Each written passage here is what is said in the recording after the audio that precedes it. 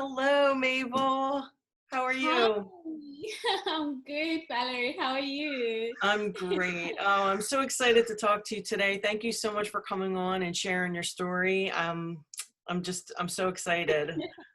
Oh, thank you for inviting me. It's pretty exciting. Yeah, I'm really looking forward to this interview. Thank you so much. Yeah, for Oh, you're having welcome. me. So introduce yourself and tell us about Mabel M. Florals. Okay, so I'll give you the shorter version. I think it's a better one. So I'm Mabel. Full name is Mabel Maposa. I'm based in Cape Town, South Africa. And well, I grew up in Zimbabwe, moved here a couple of years ago. I think 20 or 20 something years ago, and have been living here ever since. Finished college. First did a bit of accounting background and didn't like it at all, hated it so much. But Mabel and Florals was basically based when I got married about 11 years ago without even knowing it. Yeah. So at first, we started the company. It was called My Wedding Box. My husband and I started it. Well, he sort of supported me. He didn't start it. I did. And I was just doing graphic designing, doing a little bit of wedding invitations, briefly touching flowers, nothing major. I would just here and there do something. I mean, the tiny little bit of experience I had from touching flowers was just from my wedding, where I had to do my entire centerpieces, my bouquet, my everything, and loved it a lot. Like, really felt that I'm enjoying it, but Yeah. didn't think much about it really. You know, you can't really think it can be a career or anything. So I never really pursued it for a while until much later, not much later, but probably after I got married, 3, 4 years later, then flowers became a major part of me. Yeah. So are you self-taught? At first, yeah, I was. So, I mean, look, in Cape Town, my journey, it wasn't very easy at all. And I get it. I mean, it's not that it's important or anything. Everyone's journey is never easy, like they can all tell you. But for me, it was incredibly hard. Um, so I had to self-teach myself a lot of things. And back in the day, like we're talking about 9 years ago, um, you wouldn't find so much anything on YouTube or anything really. So you would dig and dig, you would find nothing. There were no tutorials. Nobody was doing anything for free. Even if you would pay for it, it wasn't the things I was really looking for. And I'll tell you the things I was looking for is because I would see pictures and I would be so keen to like, but how are they doing that? And, you know, the people that are doing that were not really offering any to teach or anything. So I wouldn't understand, and I needed to understand that. So yeah, a lot of failures Yeah. Yeah. and self-teaching myself, and then reaching out, that helped me a lot. I started reaching out, like, to just be brave and go like, send an email randomly to people like, listen, hi, I'm just me, can I come and learn, can I come and see what you're doing? I would get a lot of no's. A Oh, lot of no responses. But look, it's because this was in my heart. I wasn't doing it for anyone or to prove anyone anything. I was doing it for me. So I had to push myself for me, and whatever it took, or that's what I kept telling myself, whatever it takes, and I yeah. keep going. And then later on, well, my incredible husband, Shem, he is a computer engineer, so he figured out how to find things for me, and like, he would point me to the right direction. Look, why don't you do this? And then he would pay for a tiny little course. And I remember when I tried to do my first bouquet, oh my gosh, I can't believe I'm going to tell you this live. Oh, But a bride, it fell apart, literally oh no. fell apart. We've all been Because there. yeah, no, that one was horrible. Yeah. It was like incredibly horrible because it was a wedding day and I had no idea what I was doing. I thought I had asked someone from a florist shop and they were like, no, you can use the Oasis con. You know, back in the day, they used to have a con and then you just plug in flowers Yeah. and voila, you're done, you know? So they got me that and I thought, I'm just gonna put it together and that's done, you know, and I've got these big stem roses and everything. And I think I even tried to shove in a hydrangea in there. So you can imagine tiny little oasis trying Yeah. to grip all these flowers. And I remember walking up to a room and flowers are just falling. Yeah, Yeah. that experience for me was I remember after, I mean, I apologize and everything, but after that wedding, I sat down, I cried like a baby. I said to my husband, if I don't learn how to design properly a bridal bouquet, I'm no longer interested in doing this. And because he knew how important it was for me, he was like, you know what, okay, learning now, then practicing later. So then, yeah, I sort of then started doing a few courses along the way. It's incredible. Yeah, I mean, I can completely relate to that because I'm a floral designer and I know what that's like to Right? not know how to do something and try to kind of wing it and all that. It is it's It is the incredible. worst thing to try and wing something, especially floral design. Look, which is, we're going to talk about it. One of the things why I'm very passionate about teaching, it's because of the background I've had and Yeah. how terrible trying to wing Yeah. something like this Yeah. it would cost you, you know. You've got to like take it very serious if you're gonna do it professionally. So yeah. Well, I actually you do teach workshops, right? I do, yes. Yeah, I saw your your YouTube channel, and it's Oh yeah. incredible because you went from not knowing how to do things to pushing through it, learning it, and now you're teaching Yeah, others to yeah, do it, and that's so important to especially people that know that they're creative and know that they have that sort of floral bug. You have that passion for floral design. So that's yeah. awesome that you do that. Thank So you. tell me about Yeah. the piece behind you, the insult. Oh, well, it's dry, so it's probably It's we're gonna take beautiful. it down. So It's super I'm in my pretty. studio. It's getting dark now. This, I call it my design sanctuary. It's like a space that I have at home where nobody disturbs me. I get out of the house. I just come in here, lock the doors. I've got a 9-year-old who talks a lot, like nonstop. Oh. So, and schools are partially open, so she goes to school, and then sometimes it's all like Zoom as well. So when I'm finished helping her, I just tell her, look, okay, here you go, do your stuff, I have to go.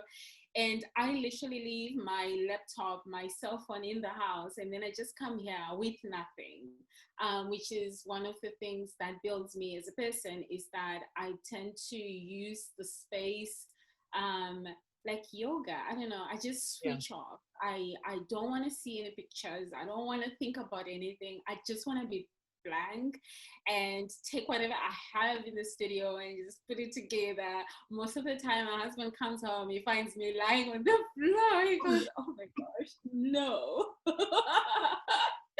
And then immediately, sorry, he knows it's a photo shoot the next day. I'll be like, okay, I'm done. What have you been doing? No one have been calling you. Oh my God. So some of the pieces or things that I do in my own space are yeah, I get it. Like, look, they're probably inspired by what I've seen before, or we scroll down, we see things, we walk around, we see things. But then at that moment, it's just me, and I'm just putting things together. I like Yeah. doing that a lot. It helps. So, what helps you to curate an event? Like to put everything Put together. everything together. What gets you motivated? What inspires you to do a wedding or an event? Especially weddings, I would say the fact I'm such a romantic, I'm a hopeless romantic. So It shows in love, your work too, by the way. thank you. Yeah. So love, oh, I can't help it. So yeah, it's totally bonkers, like if I think about it. But for me, it's when I meet these couples from the meetings we've had, or I tend to attract couples that are very they want the floral part to really come out more, so their priority is flowers. They want to speak through the flowers. So then our relationship is very strong, because all we talk about is flowers. What we're going to do, how we're going to translate who they are or their colors. Sorry, I just got a bit of a cold. Oh, that's okay. This weather, Oh, I'm so sorry, but I'm fine. So the journey and getting to know them is what helps me. So I keep them in my heart. I almost like take every couple for me. I remember them. I always tell them, I want to be you, just my hands. But everything you've ever dreamt about, and most of these girls, or the gentlemen are, when they talk to me, it's important, the flowers, the textures, the look, it's very, very important. So then I just think about that. I think about them. I put them first. I never make it about me. The only time I make it about me is when they give me freedom of design, but it's about them. I just retelling their story. yeah. So weddings for me are a bigger part of me, because I'm such a hopeless romantic, and I just want them to be happy. I want them to walk in and experience it. You get that? Yeah. Like I feel sometimes flowers are really not interpreted the way they're supposed to, in events, especially in weddings. So they tell a story, whether we want to believe it or not. They become a bigger part of the decor, and when people walk in, the smell, oh, you should see their faces. Like Yeah. that's just it for me. Then I want to do it again and again and again. Yeah. Yeah. That's what makes it worth it, right? Like Yeah, that's it, yeah, for sure. totally worth it. So, Mm. are you working on any projects, or anything interesting or that you want to talk about? Oh, okay. I'm going to try and say it without spilling too much. Otherwise, I'll get into serious trouble with my partners. Tell me Look, we secrets. Tell me secrets. so a bigger part of my journey is I was experiencing floral design, and everything was the discovery of sustainable floristry. Yeah. For us, it started with just applying, with ditching floral form completely a few years ago. I think now like 3 years or 2.5 years or so. But that wasn't enough for me. I felt, yes, I get that ditching form, or as I learned more and more about what it is, what it does, and how I want to practice floristry, not what everyone else is doing, but how I felt. I care so much about nature, and I felt if I'm going to be true to myself, those are the steps I need to take. So when I started learning more and more about sustainable floristry, then I realized, other things. But so it's a whole journey we've been working on for years. But I want to tell you something. I think we had sort of benched something that we wanted to do for a little bit, because we were so busy with weddings and events, and you're in and out. And I travel a lot. So I would be in and out of Cape Town or in and out of the country because we never, I was never really here. But this pandemic is sad, you know, Yeah. and really terrible as it is. I started seeing something good coming out of it, like spending time with myself, researching more. 'Cause now we're in pause, we're doing nothing, and I have so much time to think, Yeah. to talk to myself, to like, what is it that I really wanted to do? You know, all those things that we were like benching on the side or everything started coming back. And I spoke to then my photographer that I work with very closely and my partners, and we thought I really want to start learning more about African flowers, what it is that we have here in Africa. And it's very challenging. Oh my gosh. Yeah. Yes. And That is a incredible. bigger part of that is because I met Sue, Passion Flower Sue, a Yeah. couple of years ago. She was here on a workshop, and I remember we were having lunch and I was like asking 1,000 questions. You know, we're so inspired by what American designers do, Asian designers, European designers. And she goes like, what about what's in Africa? You know, what is here? Have you ever thought about what's surrounding you and doing something about that? I'm like, huh, what do we have? What kind of flowers do we have, you know? And can I honestly only support local and do something amazing with just that, and you know, inspire sustainable floristry? Yeah. So yeah, I took on that challenge. Wow. So we're working on a very big project, which is gonna take a while, but I'm excited. I am nervous. I am scared. I am everything, and because I'm feeling all those things, it's exciting. Yeah, wow, that is really, really incredible. That's definitely one thing I don't know a lot about, what grows in Yeah. Africa, and Mhm. you know, can you, yeah, I cannot wait to see. You're gonna document Right. Exactly. your Exactly, that's the journey. thing. Can we be artists with what we have? You know, it's a very big challenge if you think about it. Like, can you and it encourages to stop looking at Pinterest a lot, because everything is, I feel like it's Yeah. repeating itself Mhm. everywhere, all over the world. We keep seeing each other's designs, and no one is really, a few floral designers are working with seasonal flowers. So then everything gets imported, exported, and we're all using the same textures and everything is looking the same. So I Yeah. felt, okay, I'm tired of doing that. What's bigger than just floristry? So I feel like, yeah, I want to do something meaningful with floral design where I am, and just show the world what we have. Yeah. Yeah, and it's interesting because, yeah, with the pandemic, a lot, of our importers have stopped. We had the travel bans, and people were Mhm. told to stay home, so the farms didn't, weren't tending to their, to the flowers or their crops, and we're seeing that in the U.S. right now, that rose shortages and whatnot.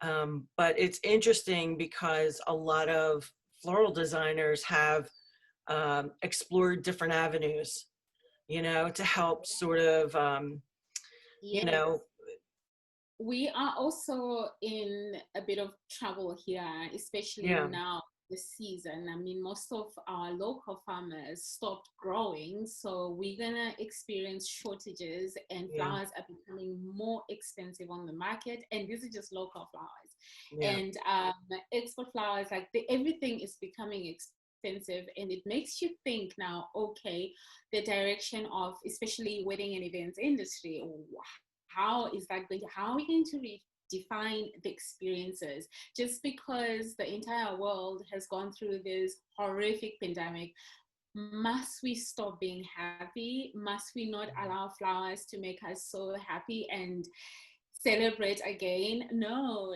life is too short to do that. The flowers are there for that. So I think it's now we all trying to figure out how we can re-celebrate, reintroduce flowers and make it, and own it, Yeah. just because we've gone through this, let's own something better that comes after the pandemic. I don't know. Yeah, no, that's incredible. Um, Mabel, thank Yeah. you so much for coming on. I really appreciate it. I love talking to you. Um, I I love wish this. all the Oh God. best. Yeah. Thank you. Oh my gosh, thank you. But I'm so excited. I mean, anytime you can just holla, we can chat anytime. Thank Okay. you so I'm gonna hold you to much. that. Of course. Well, I can't wait to see your new project and journey. So please document it. I'll be watching on your YouTube channel and on Instagram. Yes, yeah. Right now it's still like really in the preps and putting everything together. A lot of reading, I must say, a lot of research, a lot of going back to the library and Yeah. finding things. And I'm enjoying that for now. I think it's incredible the things I'm finding and realizing. I'm like, wow, okay, I love Yeah, that. yeah, it's awesome. It's hard work, but yeah, Yeah. we do it. Yeah. It's definitely not a glamorous job, that's for sure. Yeah. But Hard what work. do we do? It's flowers. That's what they make us do. We love them, don't we? Yes, we do, that's for sure. Thank you Mhm. so much, and I appreciate you coming on here and telling your story. You're most welcome. Have a wonderful rest of the Sunday. You too. Thank Bye. you. Alrighty.